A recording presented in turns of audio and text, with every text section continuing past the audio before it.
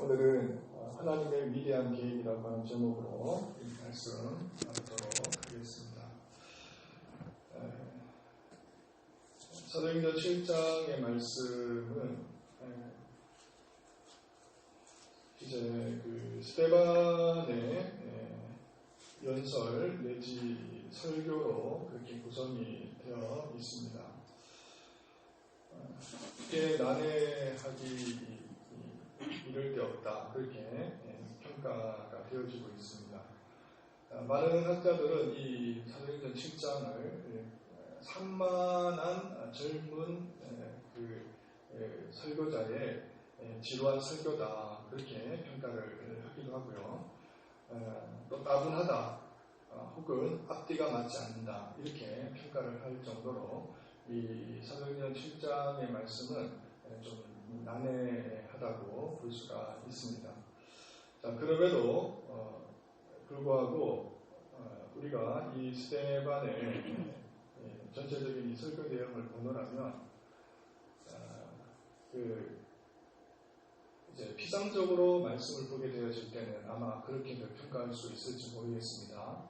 그러나 스데반의 이 설교를 성령의 도우심을 따라서 깊이 있게 묵상하노라 보면은 이 말씀 속에는 그야말로 정말 하나님의 무궁무진한 보화가 거의 가득 넘쳐난다고 하는 것을 우리가 알 수가 있습니다.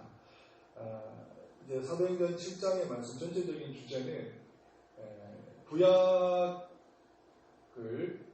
이른바 중요한 시대에 네 가지로 구분을 해가지고 그야말로 구약의 이 일대를 한번 이렇게 훑어 내려옵니다.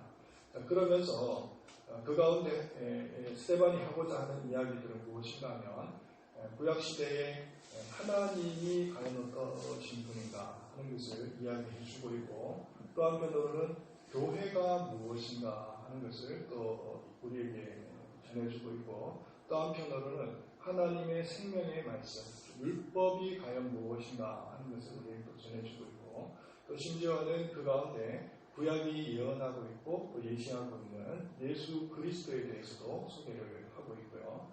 자, 뿐만 아니라 언약에 대해서도 말씀을 하고 있고, 또 성교에 대해서도 얘기를 하고 있고, 그래서 마지막 모든 민족이 하나님으로부터 구원을 얻을 것이다 하는 이 약속의 말씀이 성취될 것까지 이 사도행전의 7장 다 포함시키고 또 내포시키고 있는 것을 우리가 보게 됩니다. 그러니까 이 스데반이라고 하는 그야말로 은혜와 지혜와 성령이 충만한 한 명의 이 집사는 그야말로 구약에 능통한 사람, 정통한 사람이었다, 그렇게 볼 수가 있겠고, 그야말로 이 구약에 푹 젖어 있었던 사람이다, 그렇게 평가를 할 수가 있겠습니다. 자, 오늘 이제 말씀을 보시게 되면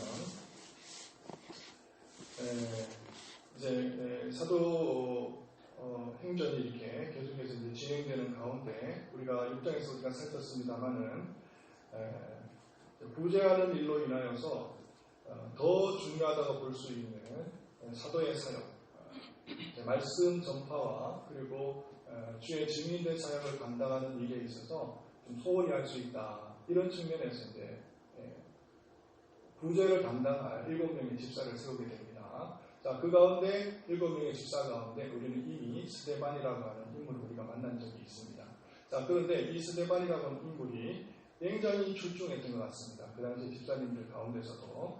그래서 은혜와 능력이 충만하고 지혜와 성령이 충만하다, 권능이 충만하다, 그렇게 성경은 평가를 하고 있는데, 자, 이런 가운데 주의 복음을 증거하고 또 하나님의 정말 그 복음의 능력을 특별히 해당을 찾아다니면서 증거하는 가운데 논쟁이 붙게 됩니다. 논쟁이 붙게 될 때에 그의 어떻게 보면 그 학식과 그 논리를 이길 수가 없어서 특별히 이 율법 교사들 그리고 바리새인들과 서기관들이 시기한 나머지 거짓 증인을 세우게 됩니다. 그래서 거짓 증인을 세우게 되는데, 그를 모함하면서 그를 고발한 제목이 다름 아니라 신성모독죄입니다. 신성모독죄.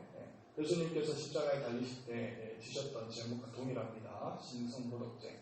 그래서 예수 그리스도께서 가르치신 것을 그대로 고스란히 가르치면서 돌아다녔는데 우리 주 예수 그리스도께서는 이 성전을 헐고 3일 만에 지을 것을 예언하셨고 뿐만 아니라 율법도 하나님 안에서 예수 그리스도 안에서 온전케 되어졌을 뿐만 아니라 그런 어떤 복음의 진술을 증거하는 가운데서 고발을 당했던 것이죠. 자, 그러면서 이제 7장 1절 말씀 우리가 이제 보시게 되면 대제사장이 이럴 때 이것이 사실이냐 이렇게 질문하게 됩니다. 자, 그러면서 이제 스데반이 그 질문에 이것이 사실이냐 하는 질문에 대답하기 위해서 이제 훑어내려오는 것이 구약 전반의 사실입니다. 자, 우리가 다 볼 수가 없습니다. 다 볼 수가 없습니다. 그런데 이제 오늘 이제 본문 말씀 이제 주객이 전도가 됩니다. 고발한 사람, 피고인은 분명히 서기관들과 또 바리새인들과 대제사장들이었는데 이제는 이제 원고가 스데반이었죠. 그런데 이제 서로 역할이 바뀌게 됩니다. 바뀐 상태에서 이제 그들을 고발하는 쪽은 누구냐면 스데반이고 오히려 죄를 어떻게 보면 지목당하는 사람은 바로 대제사장이야 서기관들이라고 하는 것을 볼 수가 있습니다. 자, 그러면서 하는 이야기가 목이 곱고 마음과 귀에 할례를 받지 못한 사람들 그렇게 그들의 죄를 폭로하고 있습니다. 자, 목이 곧은 사람이다. 목이 곧은 사람이다. 완악하다는 이야기인데요. 모세와 예언자들, 선지자들이 이스라엘에게 자주 적용했던 그런 제목이다. 이렇게 볼 수가 있겠습니다. 자, 그리고 그들은 또 어떤 마음의 상태를 가지고 있었느냐 하면 그들은 육신의 할례를 받았을지는 모르지만 마음과 귀에는 할례를 받지 못한 그런 강팍한 사람들이었습니다. 자, 이 또한 모세와 그리고 선지자들이 흔히 썼던 또 다른 표현인데요. 그들은 여전히 마음으로는 이교도적이고 또 진리에는 길을 닫고 있었던 그런 인물이 되겠습니다. 자, 그래서 그들이 짓게 된 결국 세 가지 제목이 51절 이하의 말씀 속에서 드러나고 있습니다. 세 가지입니다. 첫째 그들이 범한 죄악입니다. 너희 조상과 같이 항상 성령을 거스르는도다. 성령을 거스르는 제목이 드러났습니다. 자, 두 번째 그들의 죄악은 무엇인가 하니까 의인이 오시리라 예고한 자들을 그들이 죽이고 이제 너희는 그 의인을 잡아준 자요 살인한 자가 되나니 이렇게 되어 있습니다. 그러니까 두 번째 제목은 무엇인가 하니 선지자, 의인이 오리라고 예언한 선지자도 잡아 죽였고 뿐만 아니라 그 의인 또한 잡아 죽인 살인자로라. 그렇게 고발을 당합니다. 자, 이제 세 번째 그들의 제목이 무엇인가 하니까 너희는 천사가 전한 율법을 받고도 지키지 아니하였도다. 이렇게 되어 있습니다. 아니하였도다. 자, 그러니까 누가 신성을 모독한 것이냐? 이제는 완전히 뒤집어졌습니다. 스데반이냐 아니면 유대인들이냐? 스데반이 아니라 유대인들이 예수 그리스도와 하나님을 모욕하고 반역하고 대적한다고 하는 것이 분명히 드러납니다. 자, 이런 어떤 말씀 속에서 우리가 좀 참고해 봐야 될 것은 무엇인가 하면요, 이것입니다. 여러분, 환승역 아시죠? 환승역. 우리는 흔히 이제 그 지하철 시대를 우리가 살아가고 있기 때문에 환승역 군데군데 있습니다. 제가 예전에 어릴 때 저는 이제 경상도에서 유년 시절을 보내지 않았겠습니까? 그러면 환승역 제가 이제 대구에서 이제 저희 고향 의성으로 가려고 합니다. 의성으로 가려고 그러면 기차를 탑니다. 기차를 타고 꼭 어디를 거쳐야 가야 되느냐 하면 영천이라고 하는 곳이 있습니다. 영천으로 가서 기차를 갈아타야지만 이제 의성으로 갈 수가 있습니다. 그 좁은 땅덩어리 내에서도 이게 한승역이죠. 한승역. 한승역을 거치지 않고서는 목적지에 도달할 수 없게 되는 것이죠. 이와 같은 이치와 원리로 지금 오늘 스테반이 얘기하고자 하는 것이 이겁니다. 환승역. 갈아타야 된다고 하는 겁니다. 갈아타야 된다. 구약에서 유대인들이 가지고 있었던 하나님에 대한 생각, 믿음, 신뢰, 성전에 대한 그들이 가지고 있었던 생각, 사상, 가치관, 율법에 대한 그들의 가치관, 생각, 사상, 이 모든 것들을 다 뒤집어 엎어야 됩니다. 다 뒤집어 엎고서야 예수 그리스도의 그 기관차에 올라타야지만 이제 율법이, 이제 구약이 제대로 해석이 되어지는 겁니다. 해석이. 지금 스테반이 얘기하고자 하는 것은 이것입니다. 갈아타라는 겁니다. 그래서 구약을 쭉 이야기해주면서 군데군데 굉장히 핵심 포인트도 몇 가지 짚어줍니다. 스테반이 다 짚어줍니다.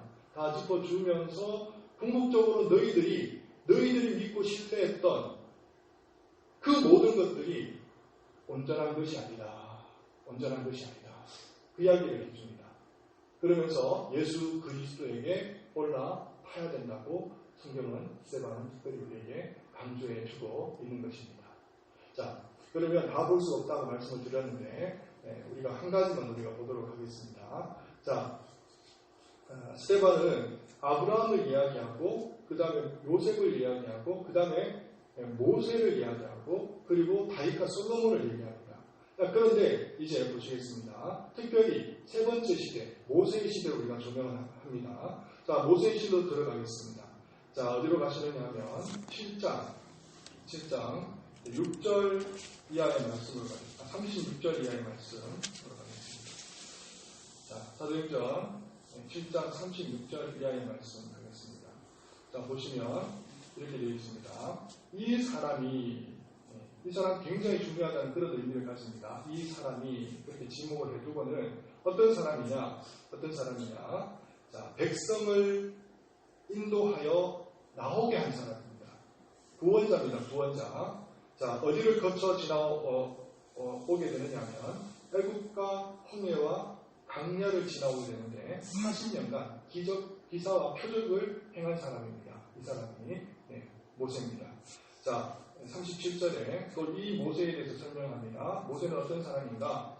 이스라엘 자손에 대하여 하나님이 너희 형제 가운데 나와 같은 선지자를 세우리라 예언한 사람입니다. 예언한 사람. 근데 나와 같은 선지자, 즉 예수 그리스도를 예언하신 선지자 모세인데 뭐라고 표현했느냐면 아주 정말 교만하기 짝이 없는 표현을 합니다. 나와 같은 선지자라고 얘기했습니다. 나와 같은 선지자. 나와 수준이 차원이 동급인 선지자가 올 것이다. 이렇게 얘기를 한 것입니다. 자, 그 다음에 그 사람이 모세다. 38절 말씀에 계속 보시면 이렇게 되어 있습니다. 자, 시내산에서 말하던 그 천사와 우리 조상과 함께 광야 교회에 있었고 교회를 지도했던 지도자입니다. 그러면서 살아있는 말씀, 율법을 받아 우리에게 전하여 준 사람이 곧 모세다. 이렇게 얘기하고 있습니다. 자, 모세는 이런 존재입니다. 어마어마한 존재입니다. 하나님의 나라에 있어서 특별히 구약의 광야 교회에 있어서 이 모세는 어마어마한 존재입니다. 자, 나와 마찬가지로 이런 권세와 능력을 가지고 있는 선지자가 올 것이라고 예언했던 사람이 곧 모세입니다. 자, 그런데 이 모세에서 모든 하나님의 믿음의 조상들과 함께하였던 그 언약들이 마무리되거나 완성되었으면 좋았을 뻔했는데 완성되었느냐? 그렇지 못했다 하는 것입니다. 완성되지 못했습니다. 자, 완성되지 못하고 어떤 일들이 벌어지느냐 하면 이스라엘 백성들이 하나님을 거역하고 또 모세의 그 지도력을 거절하면서 어떤 일들이 일어나느냐? 우상을 만들게 됩니다. 우상을 만들게 되고 또 하나님을 외면하는 일들이 벌어지게 되고 자, 이런 일들이 벌어지게 됩니다. 자, 그러면서 이제 하나님께서 하시는 말씀입니다. 제가 찾아보았는데 굉장히 중요한 말씀인데 잠시만 기다려 주십시오.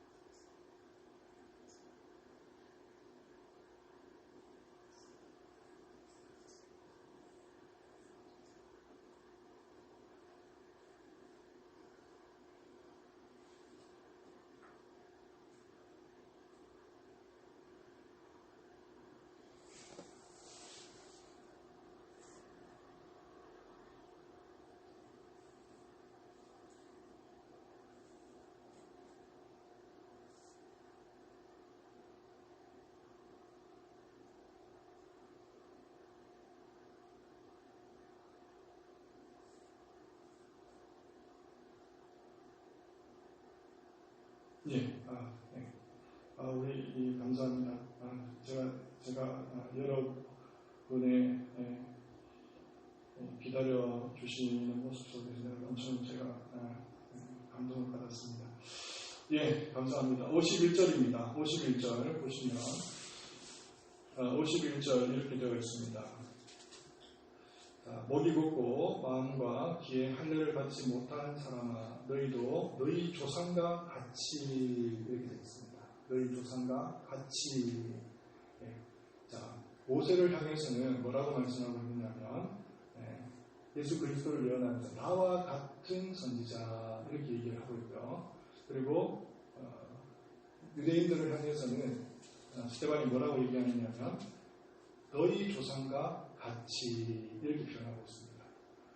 그러니까 모세가 구원자가 아니라는 겁니다. 모세가 구원자가 아니에요. 새로운 구원자가 도래한다고 하는 것입니다. 하나님의 약속을 따라서 하늘로부터 이스라엘을 구원해 영원한 이스라엘을 구원할 하나님의 구원자, 구속자, 해방자가 곧 도래할 것이다. 그런 약속과 더불어서 너희들은 어떤 존재인가? 너희들은 너희 조상과 같은 존재라는 것입니다. 너희 조상과 같은 죄인이라는 겁니다. 죄인. 자, 하나님께서 약속을 주셨습니다. 하나님께서 교회를 허락하셨습니다. 하나님께서 율법을 허락하셨습니다. 그럼에도 불구하고 너희들은 어떤 존재냐 하면 그 사명을 제대로 감당해내지 못한 죄인이라고 하는 것입니다. 죽을 수밖에 없는 죄인입니다. 여기에 이스라엘에 대한 정체성이 드러납니다. 그냥 마침표가 그냥 팍 찍혀버리는 겁니다. 너희들이 아무리 스스로 정결하게 산다고 하고 거룩하게 산다고 하고 나름대로 노력한다고 하지만 너희들의 공로로는 어쩔 수 없는 죄인이다 하는 것입니다. 죄인. 자, 그러니까 이제 구원자가 나타나야 되는데 그 구원자는 어떤 분인가? 그분은 의인입니다. 의인. 그분은 죄인이 아닙니다. 의인을 이루신 분입니다. 의를 이루신 분이에요. 그러니까 그 의를 어떻게 이루셨습니까? 하나님께서 약속하신 그리고 명령하신 그 율례와 규례를 율법을 따라 온전히 이루신 분입니다. 그분이 그래서 의인입니다. 의인. 52절에 이렇게 되어 있습니다.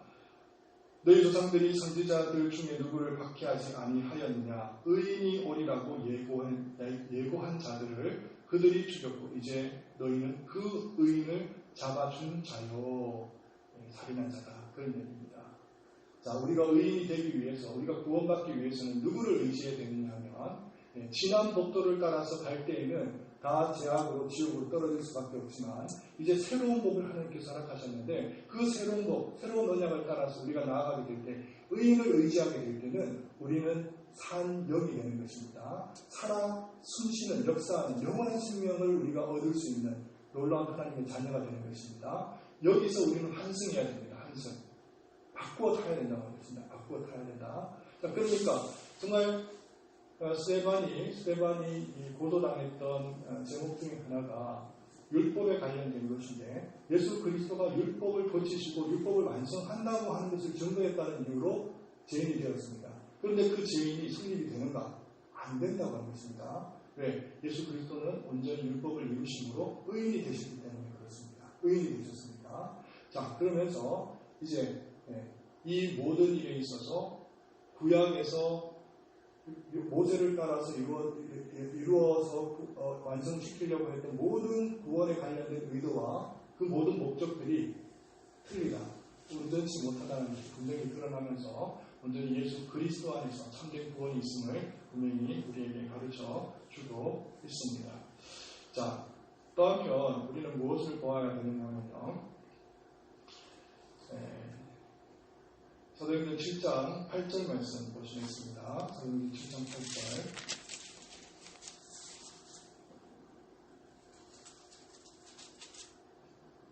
자, 8절 말씀 우리 한 목소리로 한번 읽겠습니다. 시작. 그의 언약을 아브라함에게 주셨더니 그가 이삭을 낳아 여드레 만에 할례를 행하고 이삭이 야곱을 야곱이 우리 12이상을 낳으니라. 이제 하나님께서 이스라엘 백성 가운데 언약을 허락하시지 않습니까? 하나님께서 언약을 주셨습니다. 약속을 하셨는데 그 약속을 누구로부터 허락하셨는가? 아브라함부터 허락하셨다는 것이죠. 그래서 이 땅 가운데 하나님의 백성이 전무할 때에 하나님께서는 유일하게 단 한 사람을 고르시고 택하시는데 그를 통해서 약속하시기를 내가 복의 근원이 될지라 너를 통해서 모든 민족이 복을 얻으리라 약속을 해주셨다는 것입니다. 한 영혼을 택하신 이후에 그 하나님께서 약속하시는데 너를 통해서 모든 민족이 복을 얻으리라 약속하셨다는 것입니다. 이게 할례 언약입니다. 할례 언약. 근데 이 언약이 어떻게 이루어지는가? 이루어집니다. 하나님께서 야곱의 형제 가운데 요셉을 시기하게 하셔서 형들이 요셉을 시기하게 하셔서 그를 하나만 애굽이라고 하는 나라에 노예로 팔아버립니다. 이런 일들로 인하여서 가나안 땅에 기근이 일어나죠. 75명의 야곱을 따른 십개월들이 결국은 도피할 수밖에 없는 가나안에서 애굽으로 도피할 수 없는 그런 사랑 하나님께서 만들어주시고 또 뿐만 아니라 이곳에서 특별히 430년 동안 노예 생활을 하면서 수많은 백성들을 하나님께서 번성케 하십니다. 번성케 하셔서 이제 홍해를 건너서 광야를 떠나서 가나안에 입성하는 놀라운 역사를 하나님께서 허락해 주시는데 자 그렇습니다. 하나님께서 백성을 만들어내신 것입니다. 하나님께서 백성을 길러내셨습니다. 땅도 주셨습니다. 가나안 땅도 주셨습니다. 이 언약이 할례 언약이 마치 이루어지는 것처럼 보입니다. 여기서 가나안 땅에서 수많은 백성들을 하나님께서 이루어주셨으니까 하나님 약속이 이루어진 것 아닙니까? 그런데 이것 아니라는 겁니다. 하나님의 할례의 언약은 보여지는 혈육에 의해서 사람의 뜻에 의해서 육정으로 만들어진 것이 아니고 하나님의 보이지 않는 그야말로 믿음으로 말미암아 하나님께서 허락하신 영적인 백성이 있는데 그 영적인 백성은 누구로 말미암느냐 하니까 우리 주 예수 그리스도로 말미암는다는 것입니다. 이 할례의 언약이 지금도 여전히 예수 그리스도를 통해서 스데반의 이 증거를 통해서 끊임없이 살아 숨쉬고 역사하고 있는 그 모습을 그 현장을 지금 스데반을 통해서 우리에게 보여주고 있는 것입니다. 갈아타야 된다고 하는 겁니다. 구약의 방식으로는 안 된다는 것이죠. 지난 옛 언약의 방식으로는 안 된다는 것입니다. 갈아타라. 예수 그리스도에게 올라타야지만 우리는 영원한 생명을 얻을 수 있다고 성경은 우리에게 증거해 주고 있습니다. 자, 그러면서 이제 이 모든 일들이 완성되고 또 성취되는 가운데 우리 한번 보겠습니다. 자, 48절 이하의 말씀 보겠습니다. 48절 이하의 말씀. 자, 그러면서 솔로몬이 하나님 앞에서 고백했던 그리고 또 이사야가 이스라엘 백성 가운데 증거했던 말씀을 인용하고 있는데 자, 이제 48절, 49절, 50절 말씀 보겠습니다. 자, 한번 보겠습니다. 한 목소리를 읽습니다. 그러나 지극히 높으신 이는 손으로 지은 곳에 계시지 아니하나니 선지자가 말한 바 주께서 이르시되 하늘은 나의 보좌요 땅은 나의 발등상이니 너희가 나를 위하여 무슨 집을 짓겠으며 나의 안식할 처소가 어디냐 이 모든 것이 다 내 손으로 지은 것이 아니냐 한가. 하나님의 처소를 준비하고 하나님의 처소를 지으려고 했던 솔로몬을 향해서 하나님께서 하시는 말씀인데, 선지자를 통해서 하시는 말씀인데, 하늘은 나의 보좌요 땅은 나의 발등상이니 너희가 나를 위해서 무슨 집을 짓겠으며 나를 위해서 무슨 안식할 처소를 짓겠느냐. 나는 편재하는 하나님, 우주 공간에 그 어떤 곳에도 하나님이 머물지 않는 곳이 없고 하나님께서 임하시지 않는 것이 없고 하나님의 임재가 허락되지 않는 것이 없는 하나님은 모든 우주 만물을 통치하시고 다스리시며 편재하시는 하나님이라는 것을 분명히 드러내주고 있습니다. 자, 여기에 우리의 믿음이 주목해야 하고 또 바라봐야 할 것이 있습니다. 자, 그러면서 하나님께서 이제 특별히 이 모든 하나님의 그 경륜과 하나님의 그 약속들과 그 언약들이 어떻게 이루어지는지를 읽어 나가시면서 또 이루어 가시면서 우리에게 이 장면을 보여주고 계신데요. 자, 스데반이 순교를 당하게 되죠. 스데반이 순교를 당하게 됩니다. 54절 말씀 이하를 좀 우리가 볼 필요가 있겠는데 54절 이하의 말씀을 보시면 자, 이제 이 말을 듣고 그들이 마음에 찔려서 스데반을 이제 어디로 이제 끌고 가느냐면 성 밖으로 끌고 갑니다. 성 밖으로 끌고 가고 돌로 치려 합니다. 돌로 칠 때에 자, 증인들이 옷을 벗어 사울이라 하는 청년의 발 앞에 둡니다. 청년의 발 앞에 둡니다. 자, 그 다음에 그들이 돌로 스데반을 치고 스데반은 몇 마디 주님 앞에 몇 마디 기도를 드린 이후에 고요하게 잠들었더라, 그렇게 표현을 하고 있습니다. 자, 고요하게 잠들었더라 이렇게 말씀하고 있습니다. 자, 그래서 스데반은 우리 기독교 역사 가운데 첫 번째 순교자가 되는 것입니다. 첫 번째 순교자가 됩니다. 자, 그런데 놀라운 하나님의 섭리를 한번 보시겠습니다. 하나님의 놀라운 섭리. 자, 이 일로 인하여서 예루살렘에 머물러 있었던 복음이 흩어지게 되는데 전 세계를 향해서 흩어지게 됩니다.